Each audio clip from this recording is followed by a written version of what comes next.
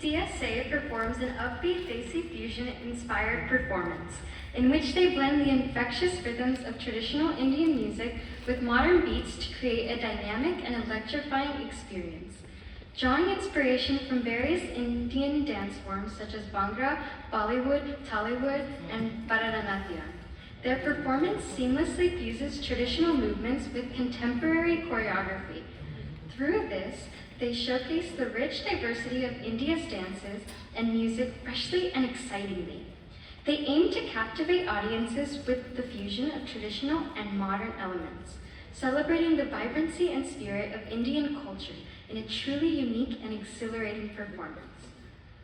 Although we are all here to enjoy the many jolly performances, we need to take a step back to acknowledge the struggles that still persist in too many corners of our globe. So, as we educate one another about the different cultures, let us also open our hearts to the other aspect, the side sculpted by oppression and injustice. The verses you are about to hear serve as a sobering reminder that for many, the pursuit of freedom, dignity, and basic human rights remains ongoing.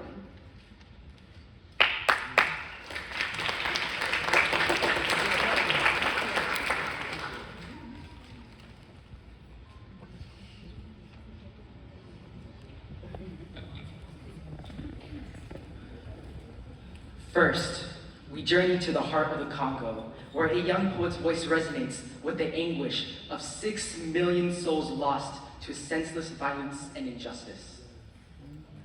As long as you wake up every day, you should have no reason to complain, right?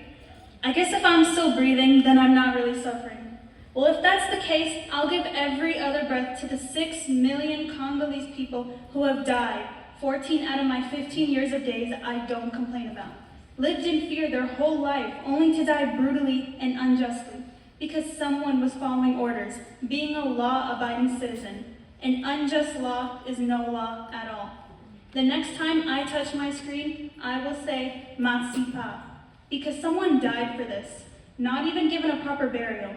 Please do understand that a street corner or potholes in the road do not suffice as coffins. Where is the tombstone? 6 million beautiful African names all gone with the wind. Somewhere, a little girl doesn't understand the meaning of "you're named after your great-great-great-grandmother." That the last time this name was written, it was with an X. Now the signature she has been practicing since she was 7.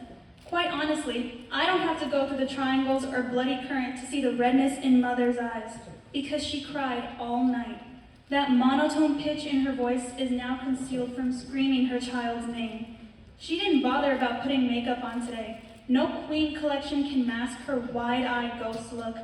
See, I can close my eyes every night and act like it doesn't exist. Turn my TV off right before the yearly infomercial. Refuse to watch Channel 5 because it's day 20 and there are 16 bodies and counting. Or hum to that sad music they play on the Food for America PSA.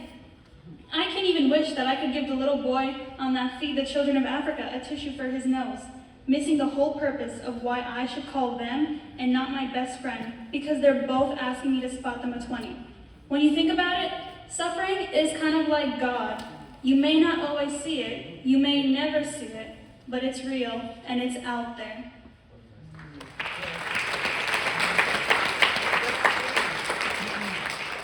Next, we shift our gaze to Sudan, where half a country's existence hangs in the balance. Through raw imagery and metaphors, this piece paints a chilling portrait of a nation torn apart, its people marching defiantly in search of their stolen identity.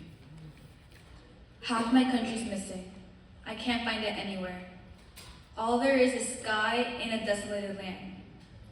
The dangling legs of jeans in the clouds, and blood, yes, blood in our drinking water. Half my country's missing in the evening news, in every land and language.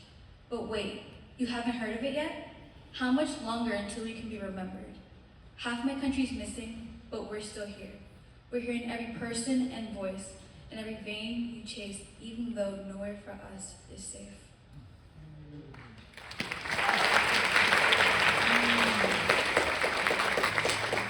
Finally, we bear witness to the unbreakable spirit of the Palestinian people through a poem. Born from decades of oppression and struggle, these verses showcase resilience in the face of unimaginable hardship, especially in recent times where we have seen tens of thousands killed.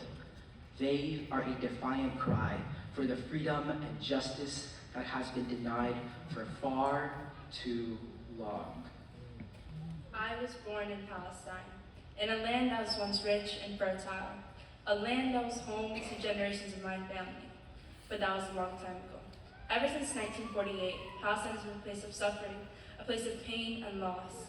I have seen so much in my life, so much I wish I could forget. I have seen homes destroyed, families torn apart, and children killed before they even had the chance to live. And yet, through it all, I never lost faith in my people, in their strength, their resilience, and their determination to never give up.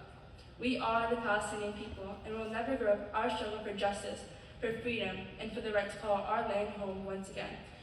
And lastly, from the river to the sea, Palestine will be free.